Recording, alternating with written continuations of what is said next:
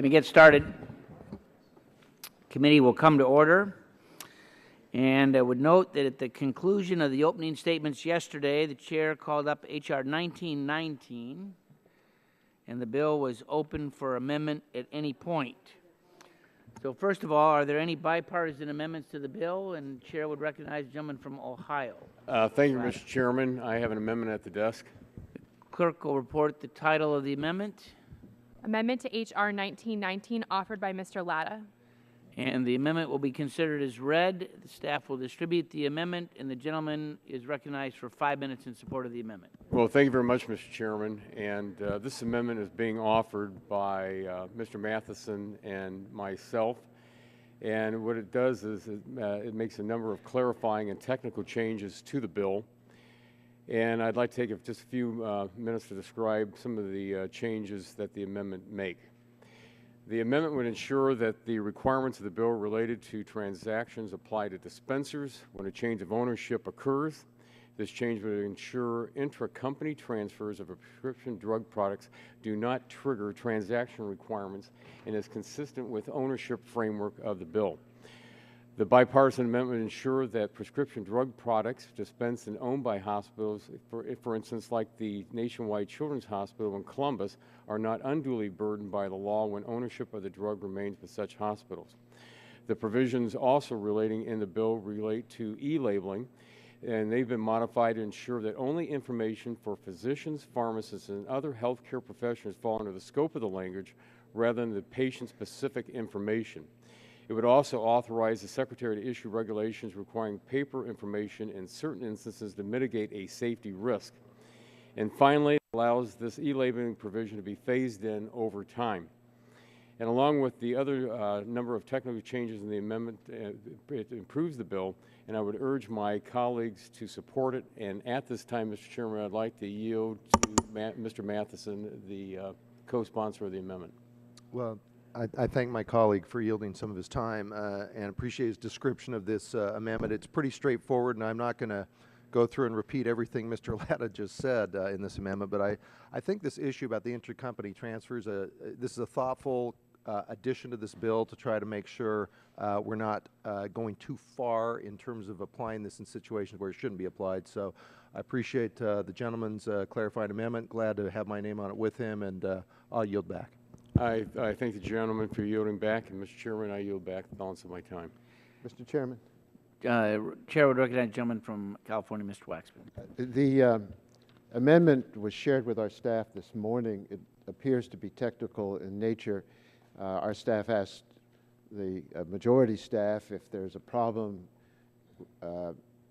We would continue to work on it, and I thought that made a lot of sense. So on that basis, I would join in support of the amendment. I thank the gentleman. Gentleman yields back. Are there other members wishing to speak on the amendment? Seeing none, the vote occurs on the Latta-Matheson amendment. Those in favor will say aye. Aye. Those opposed say no. Mr. Chair, the ayes have it. The ayes have it. The amendment is agreed to. Are there further amendments to the bill? Gentleman from New Jersey. Mr. Chairman, I have an amendment at the desk, Pallone 1, I guess. The clerk will report the title of the amendment.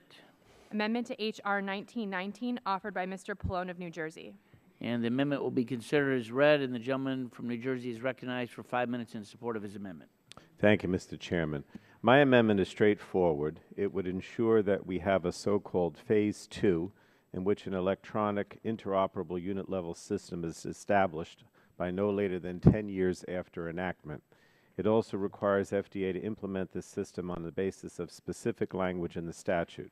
It does not make the system contingent on FDA's adoption of regulations, which we all know can take years and potentially never happen. We have repeatedly heard loud and clear from the FDA, Pew, the National Boards of Pharmacy, and many others that if we want a secure drug supply chain, we need an electronic, interoperable, unit-level tracking system that can identify illegitimate product in real time so that it does not end up in patients' hands. We have also heard repeatedly that creating this kind of system is doable and in the very near future. In fact, a letter I received just last night from a company in Pennsylvania said, and I quote, "From a technical and commercial perspective, I want to assure you that there's no reason to delay unit-level tracking In fact, any further delay will slow industry momentum and increase the risk to patient safety. Unfortunately, the bill we're considering today does not actually require the establishment of an electronic interoperable unit-level system by a date certain. Instead, by 2027, FDA will be required to issue proposed regulations that would, if finalized, establish such a system. But now, the bill also makes the establishment of the interoperable electronic unit-level system entirely dependent on the issuance of final regulations by FDA. But the bill never even sets a date by which the FDA would be required to finalize the regulations. So the proposed regulations could sit and linger for years before we ever see a final regulation. And on top of this, Mr. Chairman, the bill requires that there be yet another delay of 2 years in implementation after the final regulations are issued, if they ever are. So that's a 17 years waiting for something to maybe happen. These kinds of delays and uncertainty about whether we will ever even see this electronic interoperable unit-level system are unnecessary. We, I think, can do better than this. We must require the FDA to establish the system based on the requirements in the statute. And this is not a new way to legislate. We do not need to require FDA to implement regulations as a precondition. In fact, in our 2007 drug safety legislation, this is exactly what we did. We gave FDA the authority to impose risk evaluation and mitigation systems, or REMS, post-market safety studies, and to require label changes, all without requiring FDA to first promulgate regulations. We also know the perils of rulemaking in general. Even if we were to require FDA to issue final regulations by a date certain, there is no guarantee that it will actually happen. And look at what has unfortunately happened with critical regulations for food safety law that we enacted in 2011. So, Mr. Chairman, whether we like it or not, sometimes regulations can be delayed by forces out of Congress's control. I agree that it's frustrating to think that regulations required by law may never come out, but that's simply the truth. And if my Republican friends think that won't happen, then there would be no problem with putting in place a self-effectuating component as a backstop. If it is unneeded, there's no harm. And perhaps by having it, we could motivate all parties to work to get a regulation in place instead of some fighting against a regulation. So I support provisions that require FDA to establish guidances and regulations, hold public meetings, and conduct pilot studies so that there is a transparent process and ample opportunity for stakeholder input. But we simply need to have the certainty that our intentions come to bear fruit. I don't know who's going to be here in 17 years. So in order to justify preempting all state laws, I think a date certain and a self-effectuating system must be in place. So I ask my colleagues to support my amendment to fully operational unit-level Phase 2. Without its passage, I think the bill will fall short. I yield back, Mr. Chairman. Chairman yields back. Members wishing to speak on the amendment? Chair would recognize the gentlelady from Tennessee. Thank you, Mr. Chairman. And I have to say I do not support Mr. Pallone's amendment. What this amendment would do, very simply, is to prioritize the concerns of the bureaucrats over at the FDA over those of our nation's job creators, including many of our small pharmacies. Now, what this would do, what this amendment would end up doing, is to make Phase 2 self-effectuating. While the idea may sound good to the bureaucrats, it would have some detrimental consequences for our job creators. And what it would do with this self-effectuating process would allow the FDA to impose unit-level traceability without having to go through the process of taking input from the American people. You'll notice Mr. Pallone said he supports having the input in the public notices and the hearings, but, and therein is the problem with this. We already have a problem with not enough transparency that is given to the American people. We have problems with the FDA getting their work done. We have problems with putting rules and regulations in place, and then we have to come back and review them because they did not do their job right the first time. So to impose unit-level traceability without having to go through the process of taking that input would be a very difficult situation. H.R. 1919 is written to make sure that even our nation's smallest pharmacies and all the supply chain participants everybody is going to have a seat at the table during this rule-making process, something that is an imperative. And having the FDA follow the Administrative Procedures Act while developing their plans for Phase 2 is essential to ensuring transparency and making sure that everyone has an equal opportunity to voice their concerns and to have those concerns as a part of the record. It is essential to making sure that this bill will work, so I encourage my colleagues to vote no on this. Would the amendment.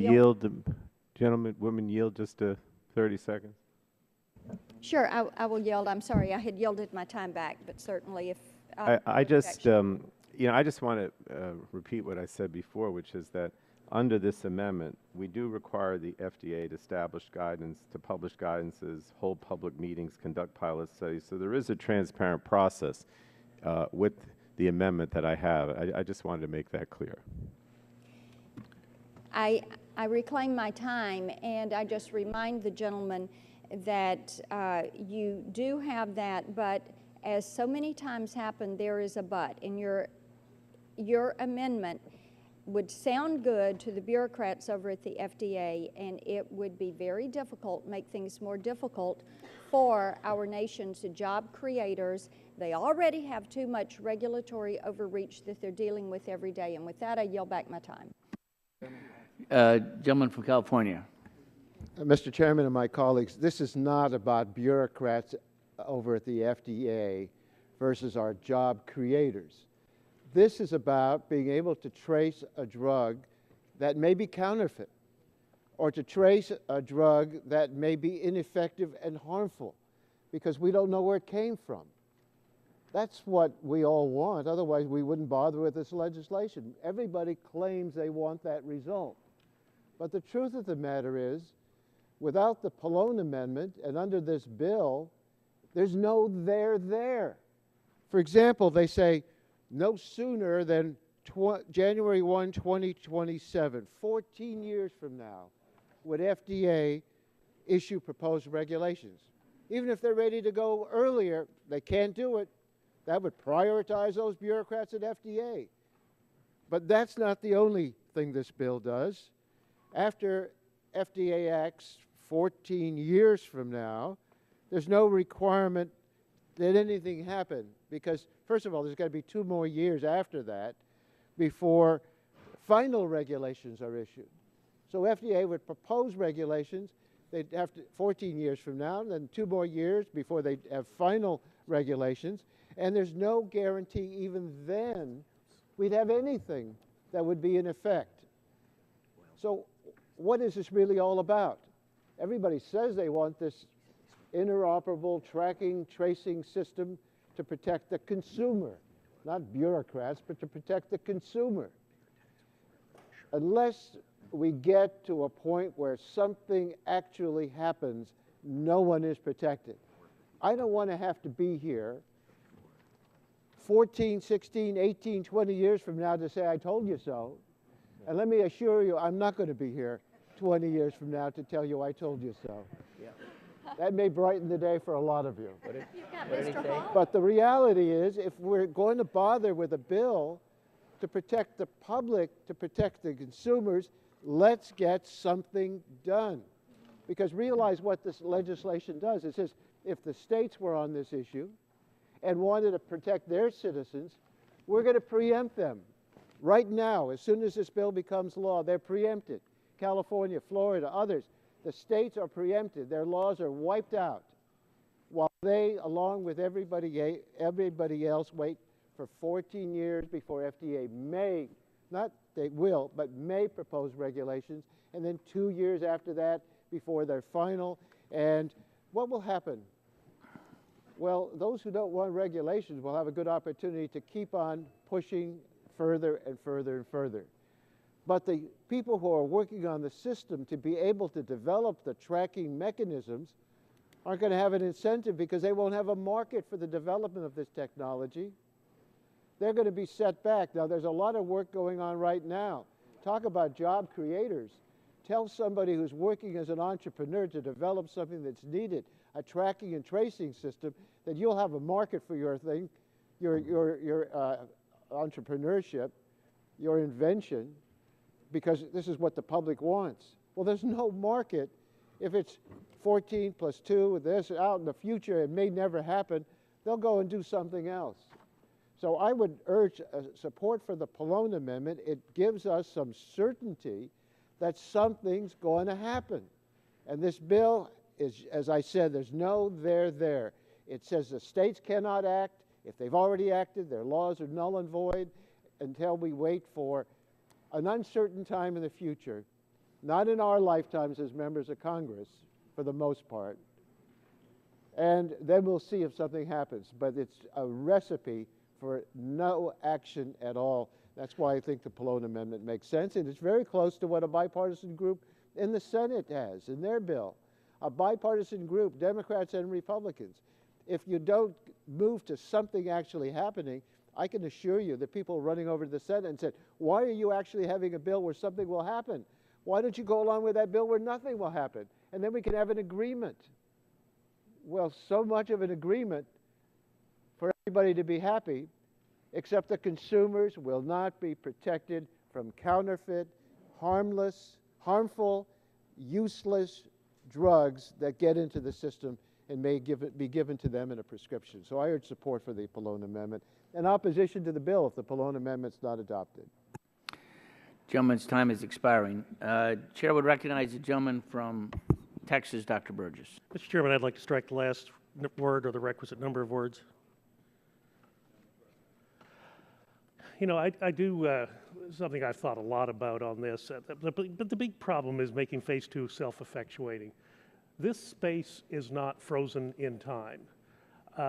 While the big companies may have no difficulty accepting this time frame, smaller companies may. But let's be honest, this pace of medical technology is changing so rapidly. The words we write today, the words we speak today may have little meaning or little reflect what the real world looks like 2 years, 4 years, 6 years hence. It does seem to me that the Pallone Amendment would, in fact, clarify things for the agency making the regulations, but it introduces a host of uncertainty to those, particularly those smaller pharmacies that are going to have to live under those regulations that are promulgated by the agency. So I think the intent, and I do agree with Ranking Member Waxman that it does seem that there is general alignment on the product that is to be produced by the committee, but at the same time, if we make it so restrictive and overbearing, we're going to have difficulty, our smaller pharmacies are going to have difficulty in dealing with the rules that are set forth in the legislation. So H.R. 1919 is carefully written to make sure that even the nation's smallest pharmacies and all of their supply chain participants will have a seat at the table during the rulemaking process. And after all, that's what we should be about, openness and transparency. That's what the Obama administration ran on their first term. They wanted to be the most open and transparent administration in history, and here we have a chance to help them fulfill that lofty ideal to which we hope they still aspire. We're simply asking for the FDA to follow the law, follow the Administrative Procedures Act in developing plans for Phase 2, and we believe that's essential to ensuring transparency and in fact making certain that everyone has equal opportunity to voice their concerns. It is also essential to making certain that at the end of the day, what do we all want? We want this bill to work, and the base language of the underlying bill is geared toward that. The Pallone Amendment actually will make that more difficult to accommodate. Will the gentleman yield? I'll be happy to yield. Yeah, I would just follow up on your comments, because it's first of all, we're going to have a chance to debate an amendment on preemption, and I look forward to that debate because I think the Interstate Commerce Clause is pretty clear, and that is one I am ready to engage in. The second point is this is about really regular order and process, and we want everybody to be at the table. And to support the Pallone Amendment, you are actually defaulting outside of the process to make sure everyone has a say in the regulation administration. So I appreciate what my colleague from Texas has said, and I think it's pretty simple, and I urge my colleagues to vote no on the Pallone Amendment. And I yield back to Dr. Burgess. And I'll yield back the balance of my time. Chairman yields back. Other members wish to speak? Gentlelady from Illinois, Schakowsky. Thank you, Mr. Chairman. In response to my colleague from Illinois, there's also been a big process going on in the Senate, and experts in industry support the development of a nationwide track and trace system at the unit level by a certain date, which is incorporated in the Senate bill, which is supported. This is not about the FDA. I agree with our ranking member Waxman that this is about the consumer. But industry groups, including pharma, the Healthcare Distribution Management Association, National Community Pharmacists Association, the Biotechnology Industry Organization, the Generic Pharmaceutical Association, the Health Industry Distributors Association, the National Association of Chain Drug Stores have all come out in support of the bipartisan Senate bill that requires the creation of a system of unit-level tracking within 10 years, and have expressed confidence that this can happen within 10 years. And so it seems to me 10 years. It's been mentioned several times how fast technology is moving ahead. 10 years is a lifetime in the ability to be able to develop a track and trace system at the unit level. We're not demanding a certain kind of technology when it comes to that unit level. We're just saying it's at that level that will provide the maximum of protection for consumers, and frankly, the maximum protection also for the pharmaceutical companies or whoever is distributing that, to make sure that they have safe drugs that are being distributed. So I don't get it when we've got the kind of universal support from the industry for a stronger piece of legislation, why the House, and admittedly many of them are supporting the House bill as well, but why would we go for a bill that provides less protection for consumers when we have this the stakeholders at the table? This is, the FDA bureaucracy. That's an easy thing to just rolls off the tongue. But we're talking about all of the experts and the industry stakeholders who support a more protective piece of legislation. So I am urging strong support for Gentlelady, the Pallone Amendment. Gentlelady, yield to me. Who was asking? Waxman, Henry. Oh, of course, yes. I just want to underscore the point you made. The coalition of all the industry groups that are supporting legislation are supporting a bill that has the Pallone language in it. They're also supporting this bill that's before it because they want to get things moving, but they've endorsed a bill with the Pallone provisions in it. So I don't think that we ought to worry about the fact that some industry people don't want this bill amended. They are supporting a bill with this particular kind of amendment, specific amendment in it. Thank you. But would the gentlelady yield just for a second? Well, I saw a hand from my colleague, Okay. Kristen Christensen. Yeah, and I'll be very brief. I just wanted to support the Pallone Amendment as well. Everyone here knows that I've been trying to include a provision that would allow my pharmacists in the Virgin Islands to send their drugs back to the distributor in the states that they bought them from, and this kind of a tracking, the unit level tracking, I think would facilitate our being able to do that. So for that reason, also I support the Pallone Amendment, and I yield back the time. If my colleague from Yeah, I mean, you said it, the ranking member said it, but the industry groups that you all mentioned also support this bill without the Pallone Amendment, and I yield back. And I yield back. Other members wishing to speak? Seeing a gentlelady from California is recognized. I move to strike the last word, Mr. Chairman. I speak to support the Pallone Amendment because it would ensure that all the work we are doing here today would actually lead to the unit-level trackable system we all agree is necessary. Unfortunately, the current version of H.R. 1919 has no deadline for the final regulation for unit-level traceability. And right now, the proposed legislation simply identifies the problem we all know is there, problems we have been trying to address for years in this committee, but it doesn't create a guarantee that meaningful protections will ever be in place for patients or companies. For over 7 years, my state has been working to develop a system that actually secures the drug supply and increases confidence in the prescription drug distribution. Industry has been preparing, and over 30 organizations, including 3 that testified at our hearing, have indicated that they are operating in good faith to implement the requirements by the deadline in California. After 3 delays, we are just more than a year, just more than a year away from the beginning of stronger consumer protections and supply chain safety. While I understand and agree with the need and desire for one federal system that ensures all Americans will benefit while being less onerous on industry, the bill before us actually puts the hard work of so many to waste. I understand implementing this kind of system, particularly at the federal level, will take some time.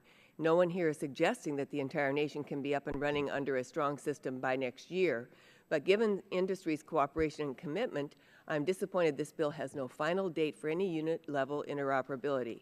Under the current draft, at minimum, it'll be 14 years until anything substantial happens. No guarantees that the system will ever go into effect in a full way. It's been already mentioned that if federal legislation or regulation is enacted, the California law is preempted, and the intention of the preemption clause in California was to allow a stronger, uniform track and trace system headed by the FDA to lead the way, not to allow a weaker system of inaction to take over. So if we're going to preempt proactive state laws, we must provide a federal blueprint that moves us forward in a reasonable time frame. And we need to do it right, and that's why I support the Pallone Amendment. At our legislative hearing a few weeks ago, FDA said that everyone benefits from having a definite date for requiring the use of an electronic system. And this is what the bipartisan Senate bill contains, a firm but fair schedule to create a uniform national system. Accepting this amendment, including this provision for Phase 2 in H.R. 1919, moves us forward to achieve a meaningful system. FDA will be required to conduct a transparent process with ample opportunity for stakeholder input, but in the end, if they do not issue a final regulation, as we have seen happen before, there will still be a national unit-level interoperable system that will provide security and confidence with each transaction in the prescription drug supply chain.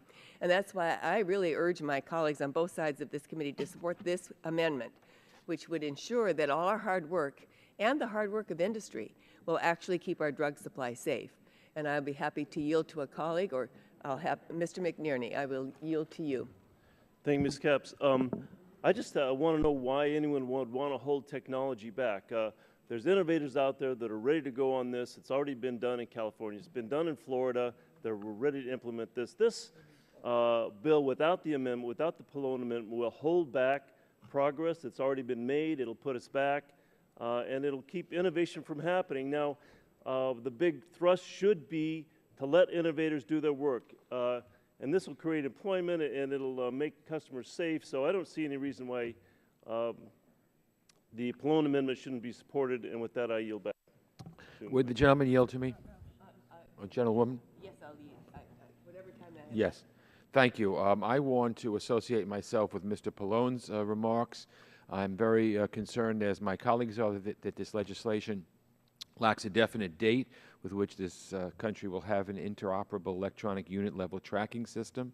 We managed to send a man on the moon in 1969, which is a little more than 8 years after President Kennedy set this goal, and I can't imagine with today's technological advances it would take another 16-plus years to be able to fully track prescription drugs from manufacturer to patient. That is, if we ever get to that point.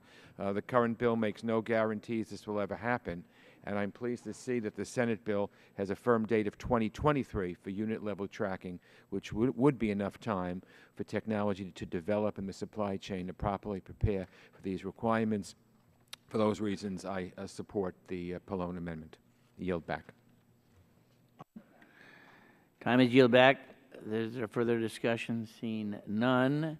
The vote will occur, and I'll ask for roll. I know roll call will be asked, so I'll ask the clerk to call the roll on the Pallone Amendment. Mr. Hall. Mr. Hall votes no. Mr. Barton. Mr. Whitfield. Mr. Shimkus. Mr. Shimkus votes no. Mr. Pitts. Mr. Pitts votes no. Mr. Walden. Mr. Walden votes no. Mr. Terry. Mr. Terry votes no. Mr. Rogers. Mr. Rogers votes no. Mr. Murphy. Mr. Murphy votes no. Mr. Burgess. Mr. Burgess votes no. Mrs. Blackburn. Mr. Gingrey. Mr. Scalise. Mr. Scalise votes no. Mr. Latta. Mr. Latta votes no. Mrs. McMorris Rogers. Mrs. McMorris Rogers votes no. Mr. Harper. Mr. Harper votes no. Mr. Lance. Mr. Lance votes no. Mr. Cassidy. Mr. Guthrie. Mr. Guthrie votes no. Mr. Olson. Mr. Olson votes no. Mr. McKinley. Mr. McKinley votes no. Mr. Gardner. Mr. Gardner votes no. Mr. Pompeo. Mr. Pompeo votes no. Mr. Kinzinger. Mr. Griffith. Mr. Griffith votes no. Mr. Bilirakis. Mr. Bilirakis votes no. Mr. Johnson. Mr. Johnson votes no. Mr. Long. Mr. Long votes no. Mrs. Elmers. Mr. Waxman. Mr. Waxman votes aye. Mr. Dingle. Mr. Dingle votes aye. Mr. Markey. Mr. Pallone. Mr. Pallone votes aye. Mr. Rush. Miss Eshoo. Miss Eshoo votes aye. Mr. Engel. Mr. Engel votes aye. Mr. Green. Mr. Green votes aye. Ms. DeGette. Ms. DeGette votes aye. Mrs. Capps. Mrs. Capps votes aye. Mr. Doyle. Mr. Doyle votes aye. Ms. Schakowsky. Ms. Schakowsky votes aye. Mr. Matheson. Mr. Matheson votes no. Mr. Butterfield. Mr. Butterfield votes aye. Mr. Barrow. Mr. Barrow votes no. Ms. Matsui. Ms. Christensen. Ms. Christensen votes aye. Ms. Castor. Ms. Castor votes aye. Mr. Sarbanes. Mr. Sarbanes votes aye. Mr. McNerney. Mr. McNerney votes aye. Mr. Braley. Mr. Braley votes aye. Mr. Welch. Mr. Welch votes aye. Mr. Lujan. Mr. Lujan votes aye. Mr. Tonko. Mr. Tonko votes aye. Chairman Upton. Votes no. Chairman Upton votes no. Other members wishing to vote? Mr. Whitfield? Mr. Whitfield votes no. Ms. Blackburn? Ms. Blackburn votes no. Did Mr. Cassidy vote? Mr. Cassidy? Mr. Cassidy votes no. Other members wishing to cast a vote? Seeing none, the clerk will call the tally.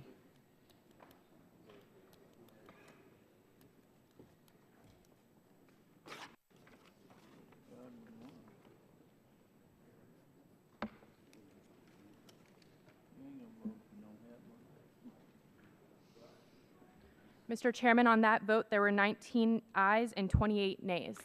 19 yeas, 28 nays. The amendment is not agreed to. Are there further amendments to the bill? Mr. Chairman? Gentleman from New York. Thank you, Mr. Chairman. I have an amendment at the desk. The clerk will read the title of the amendment. Amendment to H.R. 1919, offered by Mr. Engel of New York. And the amendment will be considered as read, and the gentleman from New York, the staff will distribute the amendment, and the gentleman is recognized for 5 minutes in support of his amendment. Thank you very much, Mr. Chairman. I believe it's very vital that any track and trace legislation make every effort to fully secure our pharmaceutical distribution chain. Unfortunately, H.R. 1919 as currently written has a significant loophole with which suspect or illegitimate prescription drug products could enter into our supply chain through the returns process. Concerns about this bill's return provisions were raised during our subcommittee markup last week, but unfortunately these concerns have not been addressed in this bill. Last year, during our extensive discussions about drug shortages, an investigation by Oversight and Government Reform Committee ranking member Elijah Cummings, Senator Jay Rockefeller, and Senator Tom Harkin looked at 300 drug pedigrees of gray market drugs that were sold at exorbitant prices because they were in short supply. Our colleagues found that in 2/3 of these cases, the drugs entered the so-called gray market through pharmacies. My amendment would address this loophole. 1 year after the enactment of this law, my amendment would require that wholesalers check to ensure the return product matches the applicable transaction history and transaction statement before distributing returned drugs products. It will be the responsibility of the wholesalers to see the return product from the dispenser matches the product that the wholesaler sold to that dispenser. It's perfectly logical and makes good common sense. It would also require the transaction history to include a notation that the drug product is a return, so that the recipient will know why the transaction history begins with the wholesaler and does not refer back to the drug manufacturer. I believe that closing this loophole will help reduce the ability of suspect or counterfeit products to enter into our supply chain, further safeguarding our supply chain. Again, this makes good common sense. I cannot see why anybody would oppose this, and I urge all members to support this. Gentlemen, yield. Yes, I yield. I recently asked my mail order pharmacy to fill a prescription, and they sent me the wrong drug. And I was surprised that I got the wrong drug, so I called them back and I said, I have not opened it. I want to send it back to you because it's the wrong drug. It's not what I wanted. And they said, oh, well, we cannot take it back because we can't be sure that you're sending us the same drugs we sent you. I said, well, I haven't opened it even. They said, it doesn't make any difference. So I got stuck with some drugs that I didn't need. And they didn't want to take it back because they didn't trust me. Now, if a wholesaler sold drugs to a pharmacy and the pharmacy sent back the drugs to the wholesaler is going to take those drugs and then sell them again. Well, what this amendment says is that before the wholesaler takes those drugs back, they've got to have a system to be sure these are the drugs they actually sold in the first place to the pharmacy. That certainly makes sense. And I could see how they didn't want to take my drugs back because they're responsible for the security of drugs. They want to be sure that the drugs that they send to somebody are exactly what was manufactured for this purpose. So I understood when they said no to me. But a wholesaler ought to say, they don't have to say no to a pharmacy. They just ought to have a system. And the gentleman from New York's amendment gives them time to develop a system so they can be sure these are the drugs they sold in the first place, and they're not taking back something other than that. It is a common sense amendment. I don't know how anybody could oppose it, and I urge members to support it. He's still on his time. You want his time? No, well, I'll just take my own time. Gentleman from Ohio is recognized for 5 minutes. Thank you, Mr. Chairman, and I wish to oppose the amendment. And, you know, the purpose of this legislation, you know, overall is one thing. We want to make sure we have patient safety out there. But I'd again urge my colleagues to oppose the amendment because it upsets the delicate balance that the bill has done relating to returns on prescription drug products. And it would also impose a huge cost and a burden on our nation's pharmacies and the distributors, which then would bring higher drug prices, less jobs, and less time with patients. We have to remember that in the bill that there's, you know, the underlying framework is that for all people involved, or from manufacturers down to those dispensers at the pharmacies, that there's going to be transaction histories that are going to be starting on January the 1st, 2015. And this is a huge step to make sure that we're going to make sure we secure that supply chain with a uniform standard that protects Americans across the country from counterfeit drugs. The amendment would require that a distributor note on a product's transaction history that is a return product would prohibit distributors from selling return product unless they can associate that bottle with a particular transaction statement. And also, we believe that this would extend to transaction histories, and some would believe that this would extend to transaction histories for saleable returns, and that saleable returns should have a special mark noting that as a return product. This would require very large data sets related to transaction history to move than a prescription drug product and would impose an undue burden on the entire supply chain. The amendment would also raise questions regarding prescription drug products that are safe to use. Under the system laid out in the bill, distributors will have to ensure that products leaving their facilities are a good product. If they don't, these distributors will have their name associated with the product on a transaction history under the requirements of this bill and face penalties under the Food, Drug, and Cosmetic Act. And the changes to the bill made at the subcommittee markup require distributors to begin a transaction history on saleable returns, giving the FDA the ability to know where the product is coming from and hold bad actors with supply chain accountable. The bill takes large steps towards securing our drug supply chain and will ultimately get us toward that unit-level tracking system. It also strikes a balance at this time to ensure that the system is both feasible and achievable. And then rather than impose these unrealistic requirements that are both costly and infeasible, let's put forth a system that actually works and gets better over time. And I yield back. Gentleman yields back. Chair would recognize the gentleman from New Jersey, Mr. Pallone. Thank you, Mr. Chairman. I wanted to speak in support of the Engel Amendment because I think it's important to ensure that return drugs that re-enter the supply chain are just as safe as drugs going through the chain for the first time. If adequate controls are not in place, there's a potential for the entry of illegitimate drug products into the supply chain. For example, pharmacies could sell counterfeit or substandard medicines back to a wholesaler, and the wholesaler could then redistribute that product to a different pharmacy. Not only should a transaction history accompany a return drug product that's being distributed, but it should indicate that the product is a return so that the recipient knows why the transaction history began and that it began with the wholesaler and does not trace back to the manufacturer. To further protect patients and reduce the likelihood of counterfeit or substandard products entering the supply chain, we should require that wholesalers associate the return product with the product that the wholesaler sold to that dispenser. So I think this is a good amendment. I would support it. I believe that the gentlewoman from the Virgin Islands, I'll yield her such time. Thank you for yielding. And just again to say that this amendment, as I understand it, could also be a vehicle that could fix the problem that I'm trying to address in the Virgin Islands, and I support the amendment. I yield back. Thank you. If anyone else would like my time, otherwise I'll yield back, Mr. Chairman. Gentleman yields back. Are the other members wishing to speak? Seeing none, Chair will ask the question. Those in favor say aye on the amendment. A roll call, Mr. Chairman. Roll call is asked. Clerk will call the tally. Mr. Hall? No. Mr. Hall votes no. Mr. Barton? Mr. Whitfield? Mr. Whitfield votes no. Mr. Shimkus? Mr. Shimkus votes no. Mr. Pitts? Mr. Pitts votes no. Mr. Walden? Mr. Walden votes no. Mr. Terry? Mr. Rogers? Mr. Rogers votes no. Mr. Murphy? Mr. Murphy votes no. Mr. Burgess? Mr. Burgess votes no. Mrs. Blackburn? Mr. Gingrey? Mr. Scalise? Mr. Scalise votes no. Mr. Latta?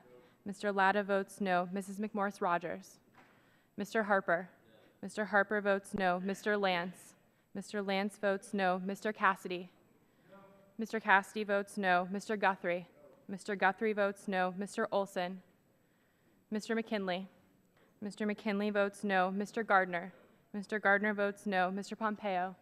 Mr. Pompeo votes no. Mr. Kinzinger? Mr. Griffith? Mr. Griffith votes no. Mr. Bilirakis? Mr. Bilirakis votes no. Mr. Johnson? No. Mr. Johnson votes no. Mr. Long? Mr. Long votes no. Mrs. Elmers? Mr. Waxman? Aye. Mr. Waxman votes aye. Mr. Dingle? Mr. Dingle votes aye. Mr. Markey? Mr. Pallone? Aye. Mr. Pallone votes aye. Mr. Rush? Aye. Mr. Rush votes aye. Ms. Eshoo? Ms. Eshoo votes aye. Mr. Engel? Mr. Engel votes aye. Mr. Green? Aye. Mr. Green votes aye. Ms. DeGette? Ms. DeGette votes aye. Mrs. Capps? Mrs. Capps votes aye. Mr. Doyle? Mr. Doyle votes aye. Ms. Schakowsky? Ms. Schakowsky votes aye. Mr. Matheson? Mr. Matheson votes no. Mr. Butterfield? Mr. Butterfield votes aye. Mr. Barrow? Mr. Barrow votes no. Ms. Matsui? Ms. Christensen? Ms. Christensen votes aye. Ms. Castor? Ms. Castor votes aye. Mr. Sarbanes? Mr. Sarbanes votes aye. Mr. McNerney? Mr. McNerney votes aye. Mr. Braley? Mr. Braley votes aye. Mr. Welch? Mr. Welch votes aye. Mr. Lujan? Mr. Lujan votes aye. Mr. Tonko? Mr. Tonko votes aye. Chairman Upton? Votes no. Chairman Upton votes no. Members wishing to vote. Ms. Blackburn? No. Mrs. Blackburn votes no. Mr. Barton? No. Mr. Barton votes no. Kathy McMorris Rogers? Mrs. McMorris Rogers votes no. Lee Terry? Votes no. Mr. Terry votes no. Mr. Olson? No. Mr. Olson votes no. Other members? Seeing none, the clerk will report the tally.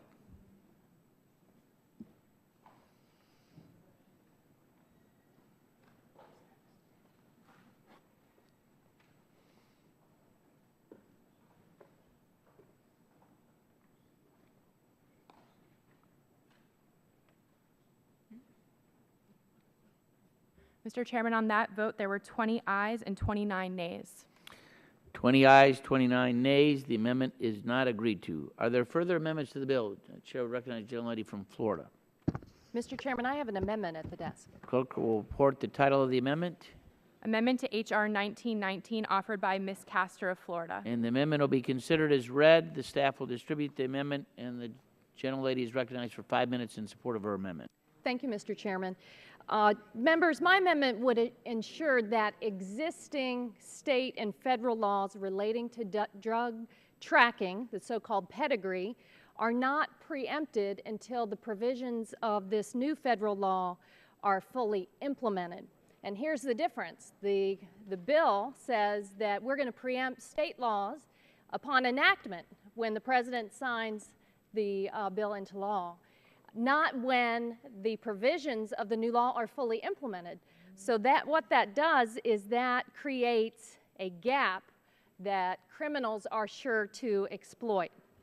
I hope that we're all here today with the common goal to ensure that the pharmaceutical supply chain is safe for families across America.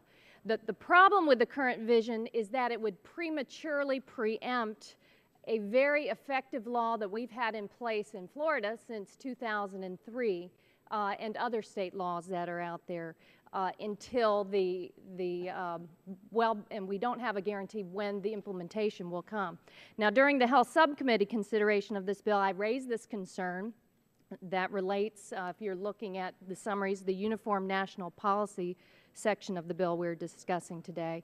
Now, in Florida, the Florida law requires a pedigree that identifies each previous sale of a drug back to the manufacturer accompany most drug transactions. And there was a strong reason that Florida passed such a law in 2003. And that was because Florida was a hotbed of criminal activity when it came to wholesale pharmaceuticals and counterfeiting. There was story after story of criminals moving away from traditional crimes like distributing illegal drugs, robbery, etc., and instead got engaged in the wholesale pharmaceutical business. Counterfeit and adulterated prescriptions were making their way into the market, and criminals were making millions and millions of dollars selling counterfeit drugs like the anemia drug, Prosit, AIDS drugs, and cholesterol medication. Here are a few examples of headlines from 2003 in Florida. Former convicts try a safer venture, pharmaceuticals. Here's another one. Prescription drug corruption rampant among Florida wholesalers. Here's another one, more recent. 3 indicted for diversion of prescription drugs. And I was glad to hear that their convictions were upheld by an appeals court. So, members, this is a very simple fix for the bill. And I'm just basing this upon the success we've had in the state of Florida since 2003 that has largely stopped counterfeiting and this criminal activity. Unfortunately, this bill would force states like Florida into limbo.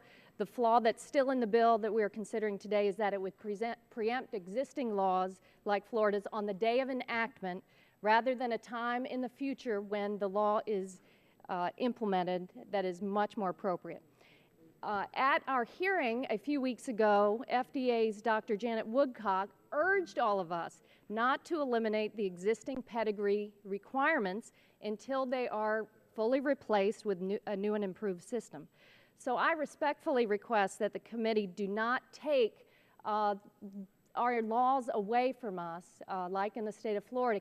Allow local law enforcement to maintain these tools so that they can protect us from counterfeit medications. If this bill is signed into law, it would dismantle the successful system we've had in place for over 10 years and replace it with nothing for who knows how long, maybe 2015. And I asked Chairman Pitts and Chairman Upton to work with our side of the aisle to correct this error. Regrettably, the preemption language is still in the bill.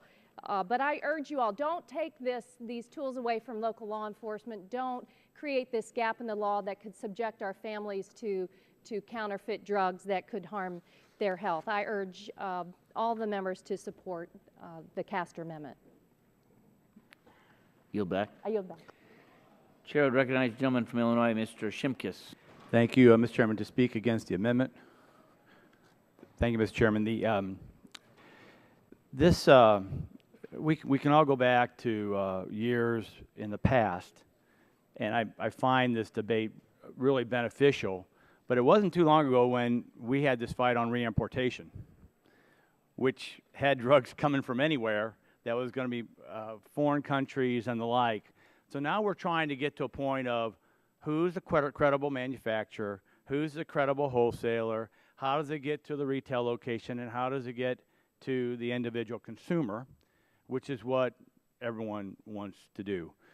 The preemption debate, again, is a great constitutional argument about the Interstate Commerce Clause and who sets standards. And in this case, it's really important because without it, we'll have a duplication. We'll have the whole chain trying to spend money, organize to meet this new law, while they're still trying to comply with maybe a very separate type of system, and it will delay the process, and it will be costly, it'll be inefficient, and it won't get us to where we want to as a nation to have this process on board. It's necessary for our manufacturers and wholesalers and pharmacies to be prepared for January 1st, and I would just state that some states have moved forward and have done credible work. Some states may not be in the same position. This bill cries for a national standard, a national timeline to get everybody on board, and by allowing two different standards and systems, we actually will do more harm than good. So I'd ask a rejection of the Castro Amendment, and I yield back my time. Gentleman yields back. The chair will recognize Mr. Waxman for 5 minutes. Mr. Chairman, we're talking about a period of over a year for everyone to keep doing what they've been doing for years, in many cases. I don't understand this talking point. Look, this amendment, the Castro Amendment says, before you preempt the states that I hear from my colleagues all the time are the people closest to the problems. They're the ones who know best. They should be given the right to act. The federal government doesn't know everything. We don't have some wisdom here that we should take things away from the state. So what do we have? A bill that takes away and preempts the states where they have passed laws and told them they can't have those laws because it might conflict with a federal standard that doesn't exist. So if a state wants to protect their own citizens, we're telling them, oh, no, you can't do that. You can't do that. Well, what do you mean you can't do that? There are police powers in the states to protect the health and well-being of their own people. So if we're going to preempt, and many times it makes sense to preempt, so we don't have businesses having to figure out how to meet 50 different standards, we ought to make sure that we have a national standard. But to preempt the states when there's no national standard in place, and in my view may never happen, is just simply saying Washington knows best, better not do anything anywhere. So the amendment before us says you don't preempt until there is a federal standard. And I think that makes sense, and I'd urge my colleagues on both sides of the aisle who believe the states do exist and have purposes to act, and all wisdom doesn't come out of Washington. Until we tell them our wisdom, we ought to let them act on their own. Would the gentleman yield on? I'd be happy to. Just because I've been prepared for this states' rights debate, because we have it in other issues, as you know, coming down the pike. There's a difference here. This is interstate commerce. So this is actually goods and services and manufacturers going across state lines versus other issues we'll address in a couple weeks that are wholly contained within the state. So you can mock the duplication of different sides, but I think there's a fair constitutional grounding on why we can preempt on a federal law interstate commerce versus on maybe rules and regulations solely contained within the state lines. And reclaiming my time, I'm not saying that it's unconstitutional to preempt. I would be for preemption, so we could have one national standard.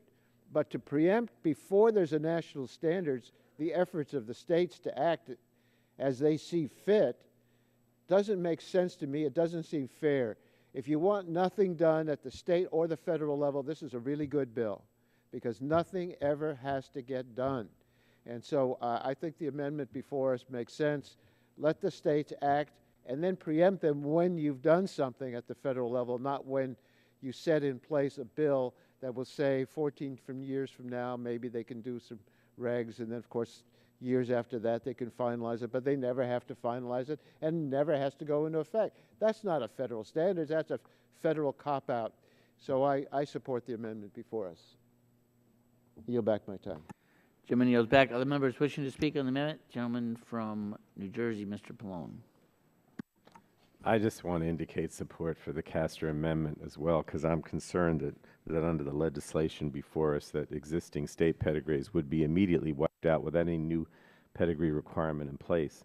Not only would the bill preempt state pedigrees from day one, it would also invalidate current federal requirements in Section 503E of the Federal Food, Drug, and Cosmetic Act.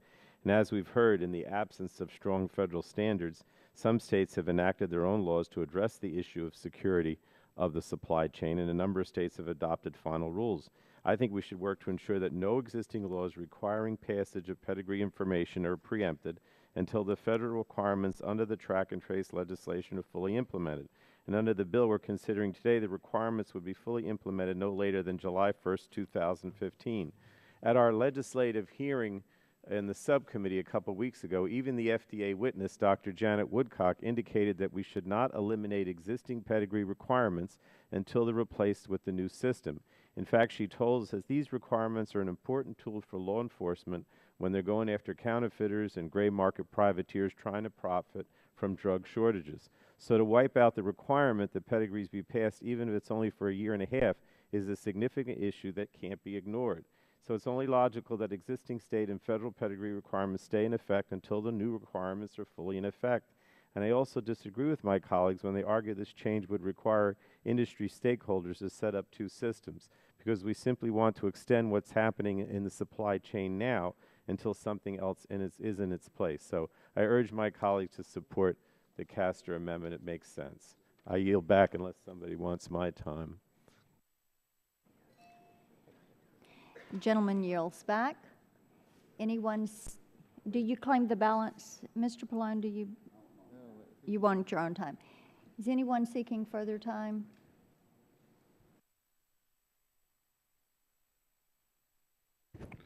Thank you, Madam Chairman, and I'd like to strike the last word.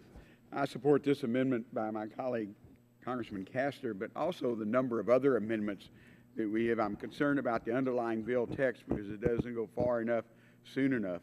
I understand this draft has garnered bipartisan support, and I'm pleased that the majority is engaged with members of our side. However, it seems that they did not agree to one single change when they saw this text in the subcommittee.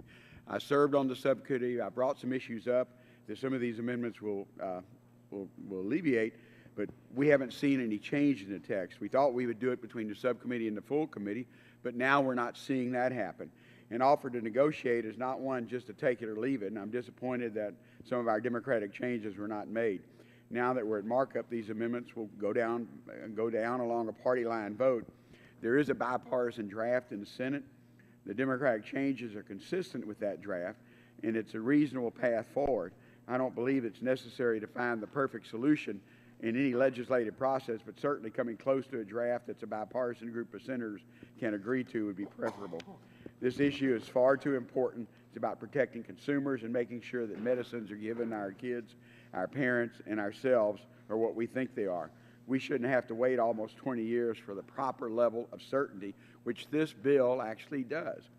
I'm opposed to the underlying bill, but I support this amendment and other amendments because I think it makes needed improvements in it. And I yield back my time. Gentleman yields back. Is there further discussion on the bill? Mr. Matheson, you're recognized. Move to strike the last word. I think this issue of state preemption is one that we ought to think real carefully about. When we're talking about implementing a nationwide track and trace system, this isn't something you do in a week. This requires a significant effort among a whole bunch of people along the supply chain. The notion that a couple of my colleagues have said that, oh, that means they'd have to keep track of 2 systems if we don't preempt is not true. It's more than 2 systems. It's whichever state may have a different system, and that's really the fundamental argument for preemption anyway, is it's in a nationwide effort to have one set of standards as opposed to a patchwork of different regulations on a state-by-state basis. That's ultimately why we all acknowledge in the long run, everyone at least acknowledges that preemption. But I'm suggesting even in the short run, we got to be real careful about a situation where we're asking everyone in the supply chain to invest significant time and effort and resources in terms of money as well to create this new system. But at the same time, we want to say, but you got to keep track of all these other systems as well. And it very well may delay the development of the nationwide system. Mention's been made of the bipartisan Senate draft. The bipartisan Senate draft has the exact same preemption language as this bill. It calls for preemption on date of enactment. When there was a extensive bipartisan, bicameral discussion that took place last year, which resulted in a discussion draft in October, same thing. It called for preemption on date of enactment. So I think this is always a tough issue when you talk about timing and implementation, and if you're leaving gaps in enforcement. I don't dismiss those issues out of hand. But I would suggest in the context of something of this magnitude, where people have been working on this at a state level for a long time and still haven't come up in various states with a system that is necessarily very effective, because we're dealing with emerging technologies and a pretty complicated set of issues that we want to make sure we get right. I think that preemption is the appropriate course to take, and I would suggest my colleagues oppose this amendment. I'll yield back my time. Would the gentleman yield? Sure. Thanks very much. I appreciate the gentleman for yielding. You know, I think it's important to point out, as you said in your statement, that it's just not a couple of states that are doing this right now. In this chart right here with the copy, you know, you see the United States on here. We have 18 states that have already filed their final rules. They have 2 that have enacted legislation and 8 that have enacted legislation.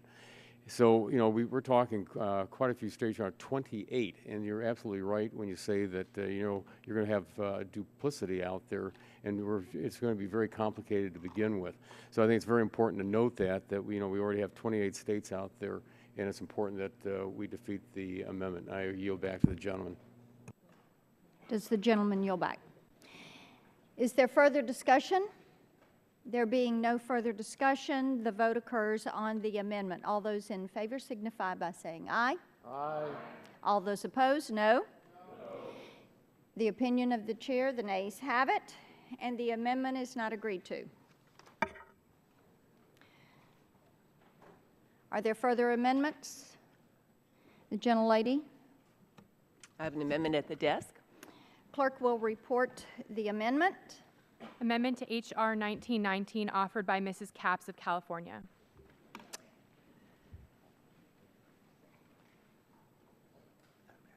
Without objection, the reading of the amendment is dispensed with. The gentlelady is recognized for 5 minutes on her amendment. Thank you, Madam Chair. I want to make clear that I am in support of the effort we are making to develop a national track and trace standard, but there are still many holes in this current draft that make it difficult to support. And one that I've mentioned both at our hearing and in the subcommittee markup is a concern about the way wholesalers will be licensed if the current version of the bill becomes law. I do fully support the efforts to have FDA develop a national standard for the state licensure of wholesale distributors. And I agree that it is critical to ensure that all states have minimum wholesale licensure requirements. But as written, the provisions would also prevent states from addressing new issues as they arrive in their particular state. And it would bar them from adapting requirements to meet the specific needs of their state. As I noted in subcommittee markup, California has taken great strides to protect its supply chain, and in response to significant weaknesses in the system, has developed wholesale licensure requirements that protect it for both companies and for patients. And this includes annual self-assessments for wholesalers to ensure compliance with licensure requirements. With 500 wholesale distributors, California needed an extremely efficient system for addressing their compliance with licensure requirements. And this provision both aids the wholesalers in ensuring their own compliance, but it also aids state inspectors in monitoring that compliance. There are states with few wholesale distributors, and they may not need such a mechanism. But California would lose this flexibility if the bill before us is adopted, as would other proactive states. Similarly, in California, wholesale distributors must report sales of certain controlled substances, drugs, when such sales to any one pharmacy are above a certain threshold. This aids California in identifying potentially high-risk pharmacies that may warrant further attention. This provision was added not by the federal government, but by the state in response to identified public safety needs. But if this bill becomes law, this California protection could be lost for this state. We all agree we do need a baseline standard for licensure, but we should also agree that states should have the right to protect their constituents to a higher level if they feel that they need to and have reason for doing so. We must allow for the flexibility of these states to ensure a safe drug supply and also continue their working systems. I would also note that this is the same approach the bipartisan Senate bill has taken, and I believe it should be the same approach that we take here in the House. My amendment would make this consistent by making the FDA federal licensure requirements in the bill a floor, but not a ceiling, for state licensure of wholesale distributors. It's a small but important step to protecting our community safe, but it also protects the rights of states to do the particular issues, address the particular issues that their states are concerned with. So I urge my colleagues to support this amendment, and I yield back at this time, or I yield to another colleague. I'll yield to Mr. Pallone. Thank you. I just wanted to indicate my support for the CAPS amendment because I don't think that federal wholesale distributor licensure requirements should act as a floor and not as a floor and a ceiling. And the bill before us today requires FDA to set national standards for the state licensure of wholesale distributors, and that's critical. But the bill also prevents states from setting additional licensure requirements for wholesalers in their state.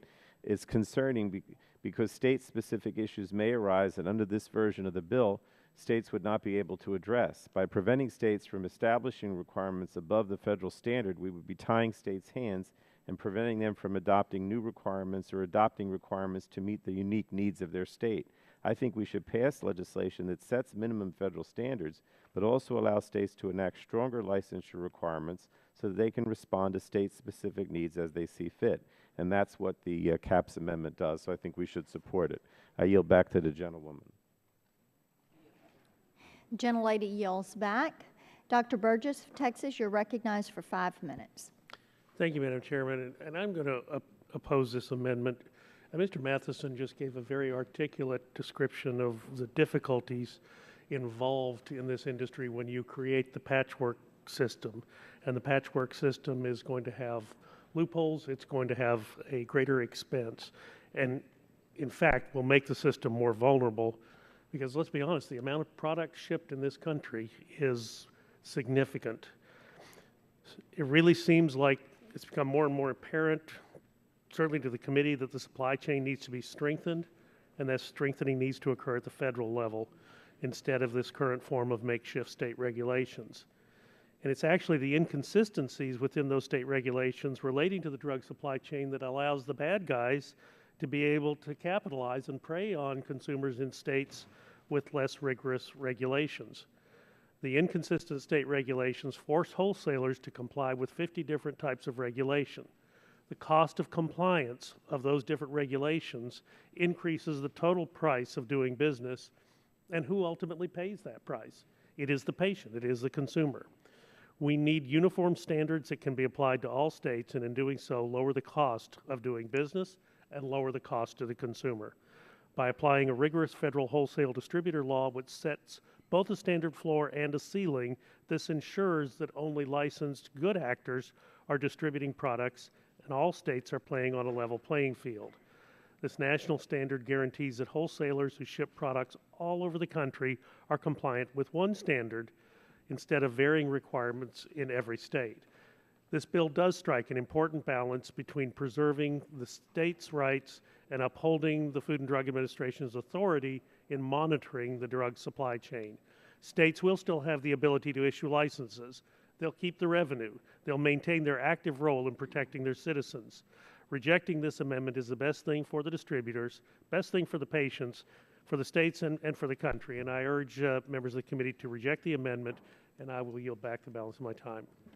Gentleman yields back. Are there other members wishing? The gentleman from California is recognized for 5 minutes. Let me, Mr. Chairman and my colleagues, give an example of a real-life situation. You know, it's sort of antiseptic. We got these wholesale this and that, and we got these terms, and we're going to have a federal standard. FDA is going to issue a standard. But oftentimes we have a federal standard, but we let states go beyond that federal standard. For example, there are some drugs for which there's a shortage right now. So what happened is there's a primary wholesaler and a secondary wholesaler and a pharmacy. Well, the secondary wholesaler was a real-life situation, colluding with the pharmacy to get drugs for which there's a shortage. And when they were colluding to get these drugs for which there's a shortage, the reason they did it is because they can then turn around because of the shortage and resell them to clinics and hospitals at a huge markup. Well, those are the people, these wholesalers, that would be colluding to do this, to gouge the system, are the ones we're going to protect from the states being able to say, no, we don't want you to do that. In California, we prohibited this kind of collusion by a wholesaler, secondary wholesaler, and a pharmacy. But what some of the wholesalers decided they would do instead is, rather than take drugs back from the pharmacy in that state, they'd go to other states and ask the pharmacists in these other states to sell back the drugs to them, for which they'd pay them a good, handsome price, so that they could then resell them at even a higher price above that. To say that we're protecting everybody is not quite accurate, because somebody's going to be paying a lot of money for a drug because there's a shortage through this kind of chicanery. And we don't have any assurance that the drug safety is going to be protected, because we can't monitor what drugs are really being recycled in the system. So we hope FDA will come up with a good, strong standard, but there's no assurance that they will. And when they do, a state would be able, under this amendment, to adopt that standard as a floor and be able to do something more stringent. I don't think we have to worry about states establishing wildly different systems. What we expect and hope that FDA will issue strong standards and states will be eager to adopt it. But if we have standards alone, that's not going to create a largely uniform system. We ought to let the states go beyond that, consider it a floor, not a ceiling. So I join and support the amendment and yield to Mr. McNerney. Thank you, Mr. Waxman. There's a difference in philosophy here. We want to do the same things, both sides of the aisle. We want to protect consumers, and we want to prevent a patchwork of standards. Now, what's going to be the best way to go about that? Do we want to adopt some federal standards briefly, quickly, or do we want to wait and delay federal standards? And in my opinion, the longer we delay federal standards from being adopted, the more likely is that there's going to be a large patchwork of standards, the more likely it's going to be difficult to adopt for each company. If we do move forward aggressively and get some federal standards in place, the technology is going to catch up to it, and we'll see this thing implemented in probably less than 10 years. So I support the amendment, and I yield back to Mr. Waxman. Gentleman yields back. Are there other members wishing to speak on the amendment? Seeing none, the vote occurs on the amendment. Those in favor will say aye. Aye. Those opposed say no. No. In the opinion of the chair, the noes have it. Noes have it. The amendment is not agreed to. Are there other amendments to the bill? Seeing none. The vote occurs on H.R. 1919 as amended to the House. All those in favor will say aye. Aye. Those opposed say no. No. Opinion of the chair, the ayes have it. The ayes have it, and the bill is passed as amended.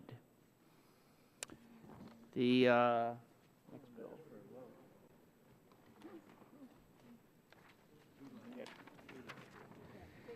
Chair now calls up H.R. 1407 and asks the clerk to report. H.R. 1407 to amend the Federal Food, Drug, and Cosmetic Act to reauthorize user fee programs relating to new animal drugs. Without objection, the first reading of the bill is dispensed with. The bill will be open for amendment at any point, so ordered. Are there any bipartisan amendments to the bill? Seeing none, are there any amendments to the bill? Gentleman from California. I seek recognition to strike the last word. Gentleman is recognized for 5 minutes. Mr. Chairman, I think it's necessary for us eventually to get to the point where we're going to ban the use of antibiotics for animals for non-therapeutic purposes. If we're treating an animal to cure an animal of a disease, it's appropriate to use antibiotics. But when we give antibiotics to animals just to keep them well, try to protect them from a disease, we are degrading the ability of antibiotics to protect people. And we would like to, at some point, to move to ban the use of antibiotics on animals, but we're told over and over again we don't have enough data on the subject. And so I've introduced a bill that would require us that we collect the data. The people who sell these antibiotics know how they're being used, and they can keep track of it, and we can learn whether this concern is a justifiable concern, as I believe it is. But due to the request by the majority to support this bill without this amendment being offered, because it's a bill that we all support and want to see passed, I am not offering that amendment. But I do want to bring up the subject so members will think about it, because I don't want us to just ignore this issue. We have bugs that don't respond to the antibiotics we now have available to us. And this is a growing concern. So I would hope that at some point we'll visit this issue. I know we've had some hearings on the subject of antibiotics and how to encourage the development of new antibiotics, but we ought to stop the degradation of antibiotics and their effectiveness by overuse of them given to animals, not for the health of the animal, but just for the purposes of maybe keeping them well. We wouldn't do that to our kids. We don't believe we ought to give all of our kids antibiotics just to be giving them a healthy dose of something to fight a disease. You don't prescribe an antibiotic to be used unless there's a medical reason for it, because we all suffer when bugs are developed that resist those antibiotics. I want to point out that we're not offering this amendment. I want members to think about it, and at some convenient time I would like the committee to visit this issue and move legislation at least to gather the data. And I'll be talking to the chairman and hope we can consider this approach in the future. Otherwise, I yield back the balance of my time. I will support this bill, and I hope other members do as well. Gentleman yields back, and the chair would recognize the gentleman from Illinois to strike the last word. Strike the last word, Mr. Chairman, and I appreciate the comments by the ranking member Waxman, and I'm glad to have worked in a bipartisan manner to move this legislation to the full committee today. As we have said in this process, reauthorization will maintain FDA's ability to focus resources it needs for animal drug products to move through the approval process in a timely manner. At the same time, ensuring our country remains a leader in having innovative, safe drugs available in our livestock and pet communities.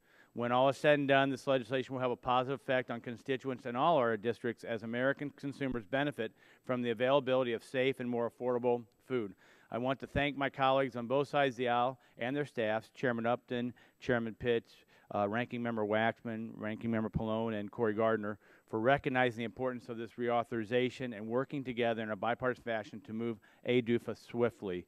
I look forward to working with them on a clean reauthorization on the House floor and reconciling any differences we may have with the legislation from our Senate colleagues, and I yield back the balance of my time.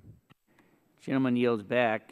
Chair would like to say I'd like to put unanimous consent. I neglected to put this letter in on the last bill because it's moved so quickly at the end on H.R. 1407, but it's a letter from the Healthcare Supply Chain Association. I'd just like to have it in the record in support of the bill without objection. So ordered. Are there other amendments, further amendments to this bill, 1407? If not, the chair will call the question on the bill. All those in favor will say aye. Aye. Those opposed say no. The ayes have it, and the bill is passed, favorably reported. The chair now calls up H.R. 271 and asks the clerk to report. H.R. 271, to clarify that compliance with an emergency order under Section 202C of the Federal Power Act may not be considered a violation of any federal, state, or local environmental law or regulation and for other purposes. Without objection, the first reading of the bill is dispensed with. The bill will be open for amendment at any point. Are there any bipartisan amendments to the bill? Are there any amendments to the bill?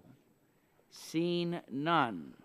The question now occurs on favorably reporting H.R. 271 to the House. All those in favor will say aye. Aye. Those opposed say no. Ayes appear to have it. The ayes have it. The bill is favorably reported. And without objection, the staff is authorized to make technical and conforming changes to the bills reported by the committee today. So ordered, and without objection, the committee stand adjourned. Thank you.